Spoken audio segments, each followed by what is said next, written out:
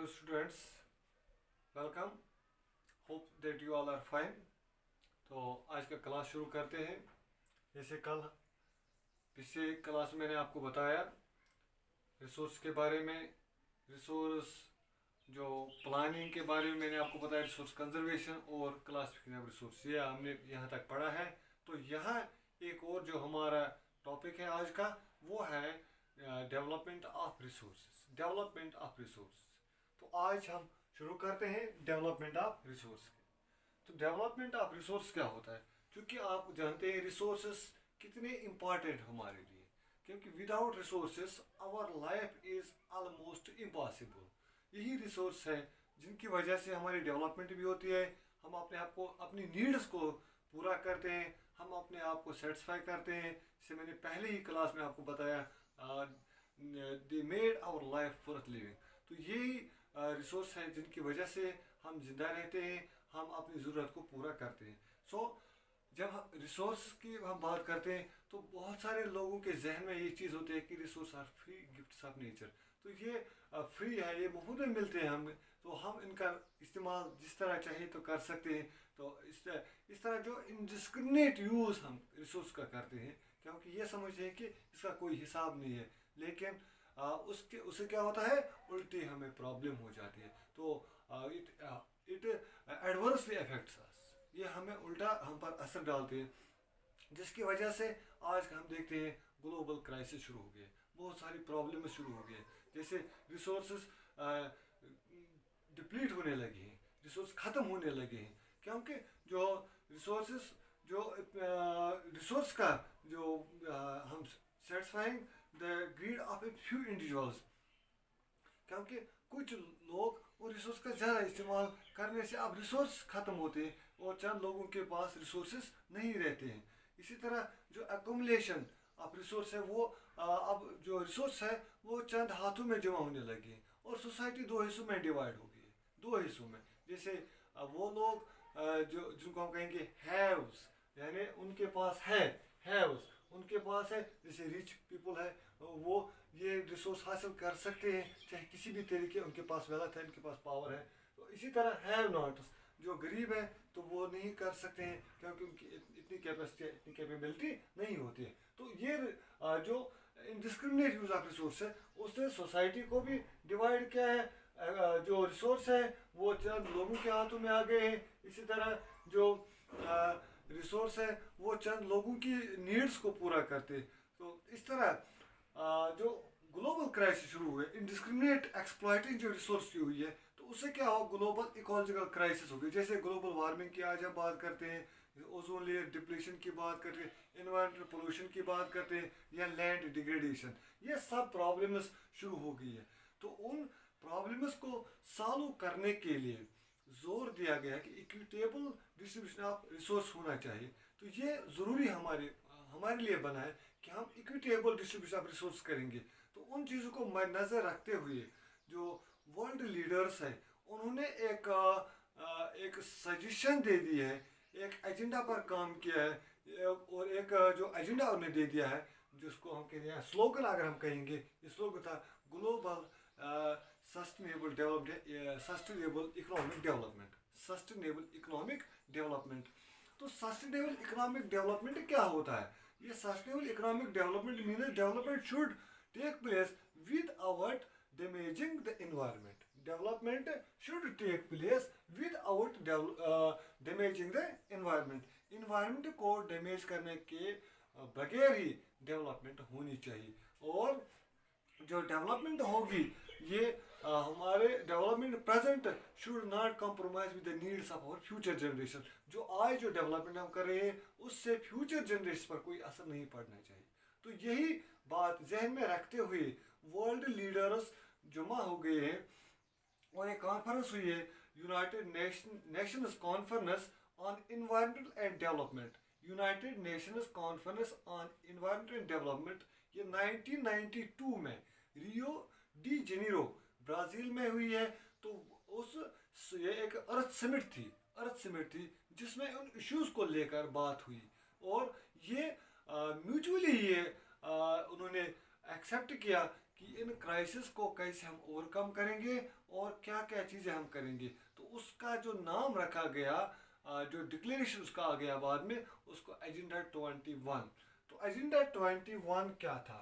एक जो to achieve global sustainable development. पहली बात ये थी कि ग्लोबल सस्टेनेबल डेवलपमेंट हम, यानी जो मैंने पहले ही कहा, ग्लोबल सस्टेनेबल डेवलपमेंट या ग्लोबल इकोनॉमिक डेवलपमेंट जो हम कहेंगे वो कैसे होगी?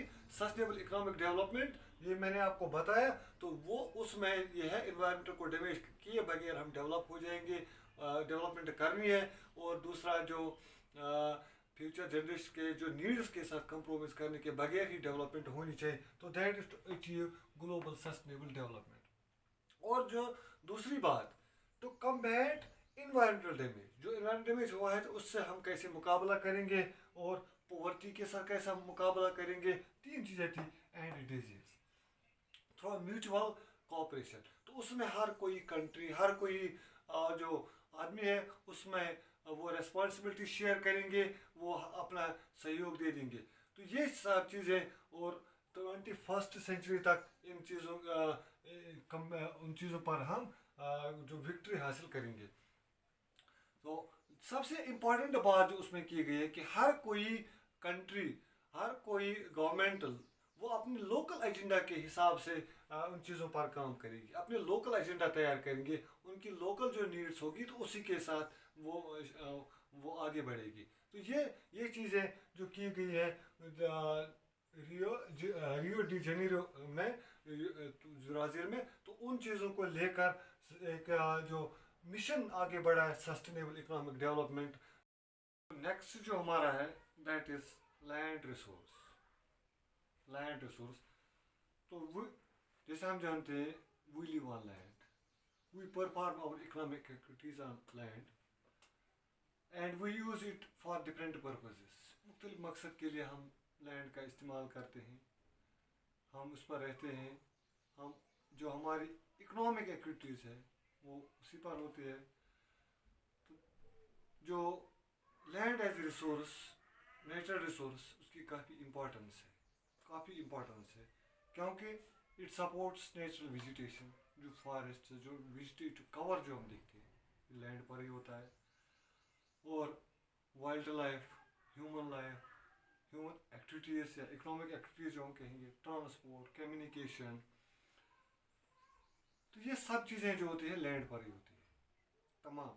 इस तरह जो लैंड है ये काफ़ी इम्पॉर्टेंट रिसोर्स है हमारे लिए, लेकिन साथ ही साथ it's asset of finite magnitude, क्योंकि लैंड जो है ये फाइनाइट है, ये जितना है इतना ही है। इसको हम इसको एक्सपेंड कर सकते हैं, ना हम उसको बढ़ा सकते हैं। लैंड इतनी ही अवेलेबल है जितनी है हमारे पास। अब जो है इसका जो इस्तेमाल, उसको जो हम मुख्तलिफ मकसद के लिए इस्तेमाल करते हैं, हमें केयरफुली ये इस्तेमाल करनी चाहिए ताकि हम अपनी ज़रूरत को पूरा करेंगे। तो जैसे हम देखते हैं इंडिया जो है, लैंड जो टोटल है इंडिया का जो लैंड एरिया वो है 3.28 मिलियन स्क्वायर किलोमीटर्स। तो उसमें जब हम देखते हैं जो लैंड डिफरेंट पर्पस के लिए इस्तेमाल होता है, 43% land in area is plan. अगर हम इंडिया की बात करेंगे, क्योंकि लैंड अगर हमने पिछले क्लास में 9th क्लास में फिजियोग्राफिक रीजन्स ऑफ इंडिया, उसमें हमने देखा है कि इंडिया की जो टोपोग्राफी है वो एक जैसी नहीं है। जो फिजियोग्राफी में देखते हैं वो अलग अलग किस्म की लैंड है, कहीं प्लेट्यूज है, कहीं प्लेन है, और कहीं जो माउंटेन्स है। तो एक पोर्शन माउंटेन का है, एक पोर्शन प्लेन है, तो एक पोर्शन प्लेट्यूज है। तो प्लेन जो है, प्लेन एरिया, उसमें ज़्यादातर एक्टिविटीज़ होती है। तो 43% of the total land area in India is plain, 43%। तो इसके अलावा जो माउंटेन्स है, माउंटेन्स के अंडर जो लैंड आती है that is 30%। 30% land under mountain area है। और जो तीसरा जो हम 27% दैट इज प्लेट्यूज। प्लेट्यूज क्या होते हैं? जैसे हम माउंटेन की बात करेंगे तो माउंटेन पीक होते हैं, जैसे राइज होते हैं और फिर एट टॉप इट्स पीक। तो इस तरह जब हम प्लेट्यूज की बात करें, प्लेट्यू जैसे टेबल की तरह होती है, at the top it is flat, it rises above the ground but at the top it is flat, तो हम इसको प्लेट्यू कहते हैं। तो ये plateaus 27% of the total land area of India में है। तो प्लेट्यू जैसे बहुत सारे प्लेट्यूज के बारे में आपने पढ़ा होगा, मालवा प्लेट्यू है, छोटा नागपुर प्लेट्यू है, इस तरह शिलोंग प्लेट्यू है, बुंदेलखंड है, तो बहुत सारे प्लेट्यूज है। यहाँ जो पेनिनसुला है, पेनिनसुला इंडिया, वो एक प्लेट्यू है, पेनिनसुला प्लेट्यू, जो साउदर्न इंडिया को हम कहेंगे। तो क्योंकि पेनिनसुला भी है, peninsula it is surrounded by water on 3 sides, इस लैंड एरिया को कहते हैं, इसके 3 साइड में पानी होता है, उसको पेनिनसुला कहते हैं। तो ये पेनिनसुला इंडिया जो है ये भी एक प्लेट्यू है, तो उसमें फिर डेक्कन प्लेट्यू भी आता है। तो इस तरह जो लैंड, जो 3 किस्म की लैंड अवेलेबल है इंडिया में, जैसे माउंटेन्स है, प्लेट्यूज है और जो प्लेन है, तो हम उसको मुख्तलिफ मकसद के लिए इस्तेमाल करें। जैसे प्लेन एरिया है, ये एग्रीकल्चर उसमें होता है प्लेन एरिया में, इस तरह इंडस्ट्रीज वगैरह वो वहाँ इस्टेब्लिश की जाती है, और ज़्यादातर जो पॉपुलेशन है वो प्लेन एरिया में ही होती है। इस तरह जो माउंटेन्स है उसमें फॉरेस्ट्स होते हैं, वाइल्ड लाइफ होती है और टूरिस्ट रिसोर्ट्स होते हैं। तो ये अभी उनकी भी अपनी एक इम्पोर्टेंस है। इस तरह जो प्लेट्यूज है, they are also resource rich, बहुत सारे मिनरल्स को हम हासिल करते हैं प्लेट्यूज से। तो इस तरह ये 3 किस्म की लैंड है, लेकिन जो ओवरऑल लैंड है उसको हम कैसे मुख्तलिफ पर्पज़ के लिए, मुख्तलिफ मकसद के लिए इस्तेमाल करते हैं। जैसे मैंने आपको बताया, जो लैंड है, जो पहला जो इस्तेमाल होता है फॉरेस्ट्स के लिए, फॉरेस्ट्स। तो फॉरेस्ट बहुत सारा एक पोर्शन लैंड का होता है वो अंडर फॉरेस्ट होता है। और दूसरा जो है land not available for cultivation. तो दूसरा अगर हम क्या करेंगे, हम कल्टीवेशन को सेंटर पॉइंट में ले लेंगे, यानी एग्रीकल्चर, क्योंकि जो इंडिया की ज़्यादातर लैंड अंडर एग्रीकल्चर है, तो हम उसी को सेंटर में ले लेंगे और हम देखेंगे कि बाकी मकसद के लिए कौन से land not available for cultivation दूसरी कैटेगरी है। तो उसमें 2 किस्म के आते हैं, बारन एंड वेस्ट लैंड, जैसे वो लैंड्स पर कोई काम ही नहीं होता है या बंजर ज़मीन होती है। इसी तरह land put to non agricultural uses, जैसे बिल्डिंग्स, रोड्स, फैक्ट्रीज वगैरह जिन पर हमने लगाई है, ये नॉन एग्रीकल्चर यूज में आता है। इस तरह अदर अनकल्टिवेटेड लैंड्स, जैसे एक्सक्लूडिंग फैलो लैंड के बगैर फैलो लैंड वो मैं आपको बताऊंगा आगे चलकर फैलो लैंड क्या होती है। तो फैलो लैंड को छोड़कर जो और लैंड हमारे पास है अनकल्टिवेटेड, उसमें परमानेंट पास्चर्स होते हैं, जैसे ग्रास लैंड होती है जहाँ हम वेयर वी ग्रेज और एनिमल्स, तो ग्रास लैंड होती है। इसी तरह land under miscellaneous tree crops, जैसे हम देखते हैं कि कहीं खुद ट्रीज ग्रो होते हैं जिनको कोई कल्टीवेट नहीं करता है या उनको जो प्लांट नहीं करता है, तो ये लैंड ऐसी पड़ी होती है, तो उसमें वो आते हैं उस कैटेगरी में मिसलेनियस ट्री क्रॉप्स में, तो उसमें वो नेट जोन में नहीं आता है। इस तरह कल्चरेबल वेस्ट लैंड भी आती है, कल्चरेबल वेस्ट लैंड। हालांकि इसमें 2 चीज़ें हैं, ये कल्टिवेट हो सकती है लेकिन left uncultivate for more than 5 years, तो 5 साल से ज़्यादा वक्त के लिए उसको ऐसे ही छोड़ दिया गया है, उसको कल्टिवेट नहीं किया जाए बिकॉज ऑफ वेरियस रीजंस, तो उसको हम कहते हैं कल्टिवेबल वेस्ट लैंड।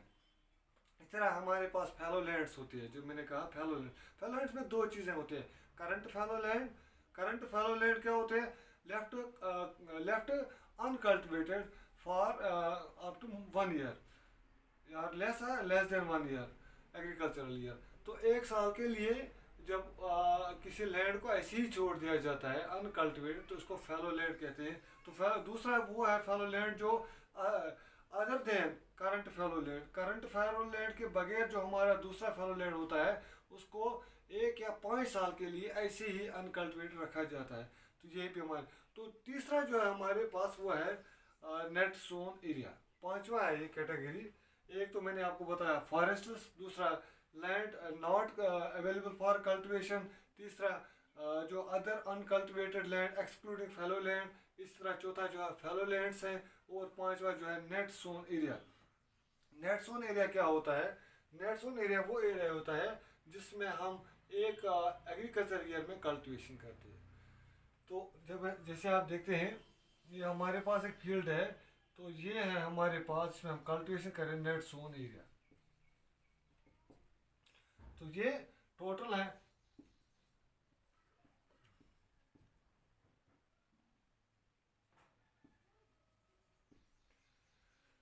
तो अगर हमें ये एरिया है हमारे उसमें हम कल्टीवेशन करते हैं, जिसको हम कहते हैं नेट सोन एरिया। तो ये कभी कभी कंफ्यूज होता है ग्रॉस क्रॉप्ड एरिया से। ग्रॉस क्रॉप्ड एरिया किसको कहते हैं? क्योंकि एटलीस्ट एक क्रॉप हम उसमें ईयर में ग्रो करते हैं। अगर हम 2 या 3 उसमें करते हैं, 3 क्रॉप्स, तो हमारे पास जो 10 हेक्टर, सपोज 10 हेक्टर्स जो हमारे पास है, तो उसमें नेट एरिया है, तो उसमें हम एक क्रॉप कल्टीवेट, अगर हम उसी में 3 करेंगे या 2 करेंगे तो हम ये डबल हो गया। अगर हम 2 करेंगे तो ये डबल हो गया, 2 × 20, तो ये 20 जो हेक्टर्स हमारे पास बने हैं ग्रॉस क्रॉप एरिया, क्योंकि हमने उसमें डबल किया है। तो इस तरह जो ये हमारे पास जो लैंड यूज़ पैटर्न है, जो मुख्तलिफ मकसद के लिए हम लैंड का इस्तेमाल करते हैं। तो इंडिया की जो हम बात करते हैं, इंडिया में जो because of physical factors such as topography है, क्लाइमेट है, सोइल टाइप है, या human factors, population density, technological capability, cultural and traditional factors, इन चीज़ों को लेकर, उन चीज़ों को मद्देनजर रखते हुए जो इंडिया की जो लैंड पैटर्न है, तो हम उसको देखेंगे। जैसे 2 हिस्सों में हम उसको हम जो पहला है जो 1960-61 में दिया गया, और दूसरा जो 2014-15 का यहाँ है, तो हम उसको कंपेयर करेंगे। तो जैसे मैंने आपको बताया, टोटल जो हमारा जो एरिया है वो है 3.28 मिलियन स्क्वायर किलोमीटर्स। तो लैंड यूज डाटा जो है वो अवेलेबल है सिर्फ 93% का, क्योंकि बाकी लैंड वो किसी वजह से वो अवेलेबल नहीं है, उसका लैंड यूज पैटर्न। तो इस तरह जब हम देखते हैं 1961 में, अगर हम देखेंगे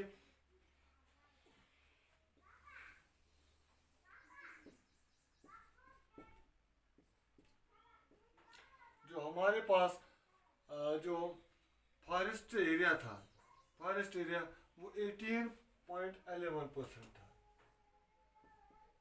18.11। तो इसी तरह जब ये हम 14-15 की बात करेंगे, तो ये हमारे पास 23.3%।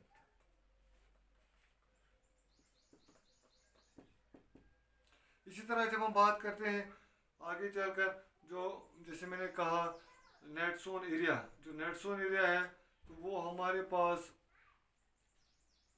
46% था, तो आज ये 45% है नेट सोन एरिया। ये 46.26%, और आज ये हमारे पास है 45.5%।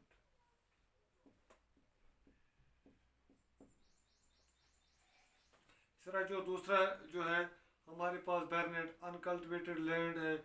इसी तरह हमारे area under non agricultural use है, तो permanent pastures and grazing lands है। तो इसी तरह हमारे पास area under miscellaneous tree crops है।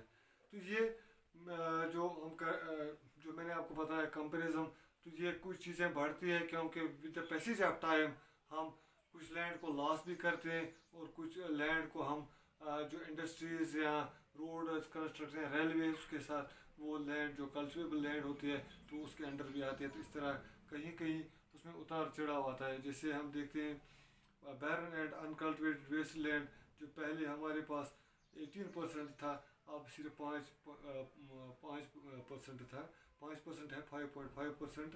इस तरह area under non agricultural use हम देखते हैं 4.95 1960 में था, और आज 8.7%।